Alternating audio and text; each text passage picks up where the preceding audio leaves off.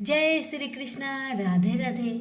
नमस्कार दोस्तों, स्वागत है आप सभी का हमारे YouTube चैनल पर। प्रेम से बोलिए छठी मैया की जय, सूर्य नारायण की जय। प्रिय भक्तगणों, आज की वीडियो में आप सभी जानेंगे छठ पूजा की पूजन विधि, महत्व, शुभ मुहूर्त और कथा। हिंदू धर्म में छठ पूजा का विशेष महत्व दिया गया है।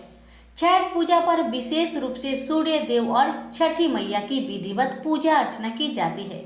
यह 4 दिवसीय पूजा होती है जिसमें सूर्य देव को अर्घ्य देना महत्वपूर्ण माना जाता है। छठ की पूजा में उगते सूर्य और डूबते सूर्य को अर्घ्य दिया जाता है। इस पूजा का पहला दिन नहाय खाए का माना जाता है, वही दूसरा दिन लोहंडा और खरना का है। तीसरे दिन छठ पूजा और शाम के समय डूबते सूरज को अर्घ्य दिया जाता है। वही चौथे दिन सूर्योदय के समय सूर्य को अर्घ्य दिया जाता है और व्रत का पारण किया जाता है। बहुत से लोग हैं जो ये नहीं जानते कि छठी मैया का व्रत का पारण क्या चीज से करना चाहिए। तो मैं आपको बताना चाहती हूँ कि छठ पूजा में जो अदरक का इस्तेमाल किया जाता है, अदरक और मीठा, इन दोनों से ही छठ पूजा की व्रत की पारण की शुरुआत किया जाता है और फिर घर में आकर गरम गरम भोजन पकाकर भोजन किया जाता है। और आपको मैं बता दूं कि छठ पूजा का पारण में वही सब्जी पकाया जाता है जिसे छठ मैया की पूजा के दौरान सूप में चढ़ाया जाता है। और आपको मैं बता दूं कि पारण के दिन आप घर में लहसुन प्याज से बना भोजन कर सकते हैं। अब जानिए षष्ठी तिथि कब से कब तक है। षष्ठी तिथि 18 नवंबर 2023 को सुबह 9:18 से प्रारंभ होगी और 19 नवंबर 2023 को सुबह 7:23 पर समाप्त होगी। छठ पूजा का पहला दिन नहाय खाए 17 नवंबर शुक्रवार। छठ पूजा का दूसरा दिन खरना 18 नवंबर शनिवार। छठ पूजा का तीसरा दिन छठ पूजा संध्या अर्घ्य रविवार। छठ पूजा का चौथा दिन उषा अर्घ्य सोमवार।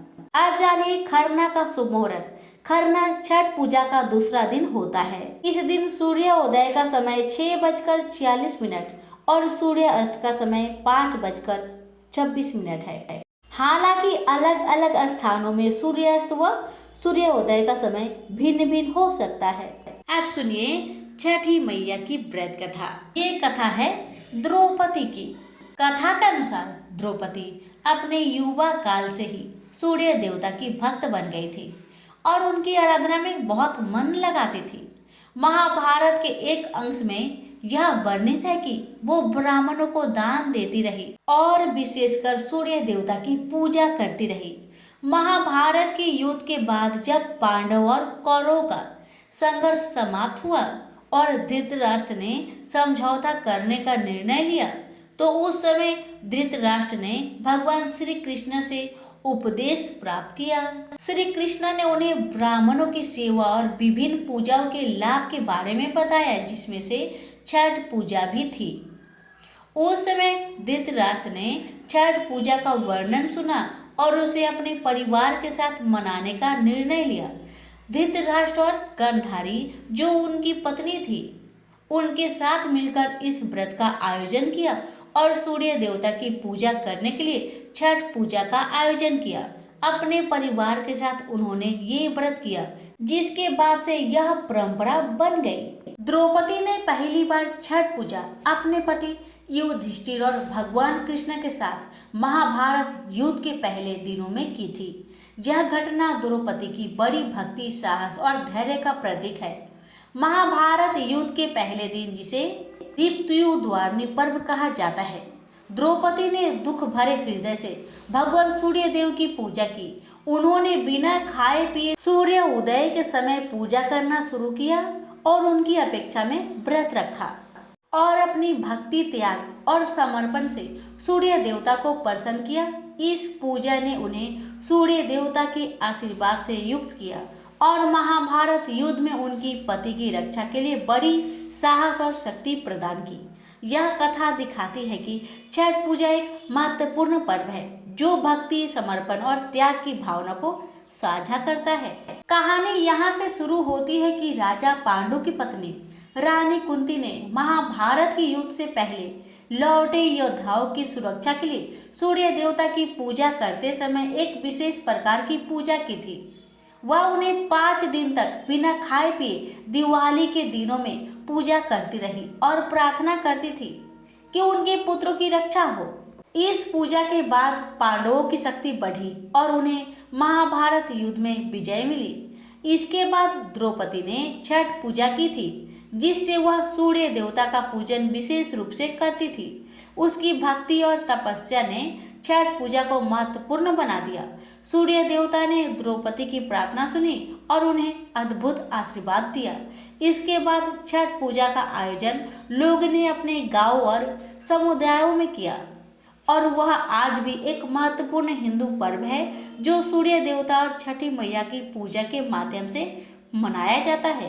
प्रेम से बोलिए सूर्य भगवान की जय, छठी मैया की जय। किसी गांव में एक ब्राह्मण दाम्पत्य रहते थे। दाम्पत्य के 2 बेटे और 2 बहुएं थी। दोनों बहुओं को लंबे समय के बाद, बहुत मन्नतें करने के बाद, इतने में ही कार्तिक महीने की छठ पर्व आ गया। सासू माँ ने अपने दोनों बहुओं से कहा, बहू इस साल तुम दोनों भी छठ का पर्व करना। लेकिन बहू ने कहा, नहीं सासू माँ नहीं, छठ व्रत बहुत कठिन होता है, हम नहीं कर पाएंगे। लेकिन सासू माँ ने कहा, तुम रख लो, अपने बच्चे की सलामती के लिए छठ व्रत करो। छठ व्रत करने से सभी मनोकामनाएं पूर्ण होती है। तो बहू ने कहा, ठीक है माँ जी, मैं छठ का व्रत करूंगी। उन्होंने अपने सास का मन रखने के लिए हाँ कर दिया। अब आगे क्या होता है कि नहाए खाए के दिन सभी ने अपने घर की साफ सफाई अच्छे से किया और अच्छे से भोजन बनाकर सभी ने खाया। अब रहा दूसरा दिन खरने का। तो खरना के दिन सासू माँ और दोनों बहुएं निर्जला व्रत रहती है और शाम के समय में चूल्हे में भोजन पकाती है। रोटी रसियाव बनाकर छठी मैया का पूजन करती है और तीनों सास बहू मिलकर भोजन करती है। दूसरा दिन भी निकल गया। अब रहा तीसरा दिन। तो सासू माँ ने बहू से कह दिया, बहू आज 1 बूंद तक पानी भी नहीं पीना है, इस बात का ध्यान रखना और जैसे मैंने नियम बताया है वैसे ही नियम से रहना और छठी मैया में ध्यान लगाना, उनका मनन करते रहना। बहुओं ने कहा, ठीक है माँ जी, आपने जैसा कहा हम वैसा करेंगे। अब देखते ही देखते घाट पे जाने का समय आ गया। अब घर में सब कुछ की तैयारी हो गई। प्रसाद तो रात को ही बन गए थे। अब सभी छठी मैया के घाट को जाने लगी। सासू माँ नियम पूर्वक विधि विधान से छठी मैया का व्रत करती है, पूजन करती है और बहू को भी सिखलाती है कि इस तरह से पूजा करना चाहिए। बहू ने भी सास के बताए अनुसार पूजन किया। अब बारी आया नदी में खड़ा होने का। तो सासू माँ अपने दोनों बहू को लेकर नदी में उतरती है और 5 डुबकियां लगाती है। लेकिन दोनों बहू ने क्या किया, उन्हें प्यास जोर से लगी थी, उनका गला सूख रहा था। उन्होंने 5 डुबकी में 5 बार 5 घुट पानी पी लिया, जिससे छठी मैया क्रोधित हो गई और क्रोध में आकर छठी मैया ने दोनों बहुओं को गलती का एहसास दिलाने के लिए दोनों बच्चे के प्राण को हर लिए। अभी प्रति छठ व्रत करके अपने घर को चले आए। दोनों माताओं ने अपने बच्चे को घर में सुला दिया। उन्हें लगा कि हमारे बच्चे सोए हुए हैं, उन्होंने सुला दिया। जब आधी रात को फिर सुबह घाट में आना था, तो दोनों बहुएं अपने बच्चे को जगाने लगी, उन्हें तैयार करने लगी। लेकिन उन्हें जरा भी एहसास नहीं हुआ कि उनके बच्चे मरे हुए हैं। अब भोर घाट में सभी लोग छठ पूजा करने आए। जब सब पूजा पाठ हो गया तो सासू माँ ने बहुओं से कहा, बहू अपने बच्चे को उठाओ और छठी मैया के पास उनके सर को झुकाकर प्रणाम कराओ, उनसे आशीर्वाद मांगो। दोनों बहुएं अपने बच्चे को उठाने लगी, जगाने लगी, तो बच्चा तो हिलडोल कर ही नहीं रहा था। देखकर दोनों बहू बहुत डर गई। उसने सासू माँ से कहा, माँ मेरे बच्चे उठ ही नहीं रहे, आप थोड़ा देखिए ना। जैसे ही सासू माँ ने दोनों बच्चों को उठाया, उसे पता चल गया कि दोनों बच्चे मर गए हैं। दोनों बहुएं छठी मैया के घाट पे ही अपनी सासू माँ की पैर पकड़कर जोर जोर से रोने लगती है और कहने लगती है, सासू माँ हमने बहुत बड़ा गलती कर दिया, शायद उसी के कारण से छठी मैया ने मेरे बच्चों के प्राण हर लिए। माँ हमें माफ़ कर दीजिए, माँ हमें माफ़ कर दीजिए। हमने शाम के घाट के समय नदी में स्नान करते समय 5 घुट पानी पी लिया था, शायद उसी का कोप हमारे बच्चे पे हुआ है।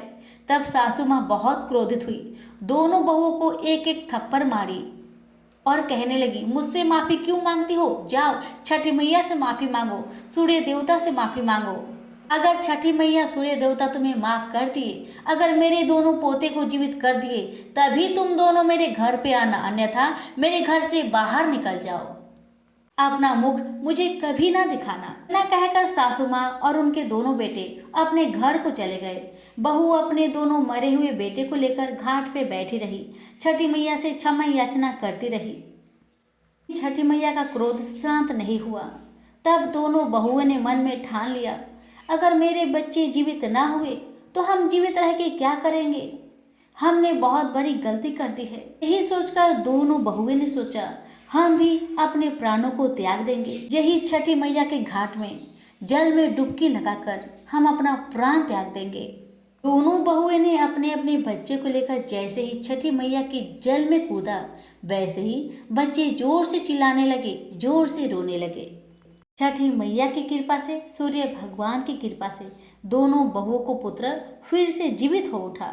तो प्रेम से बोलिए, छठी मैया की जय। हे छठी मैया, जैसे आपने दोनों बहुओं की गलती को माफ किया, वैसे सभी से अनजाने में हुई गलती को क्षमा करना और सभी की संतान की रक्षा करना, सभी की मनोकामना को पूर्ण करना, व्रत रहने की शक्ति देना, बुद्धि देना। तो प्रेम से बोलिए, छठी मैया की जय, सूर्य नारायण की जय।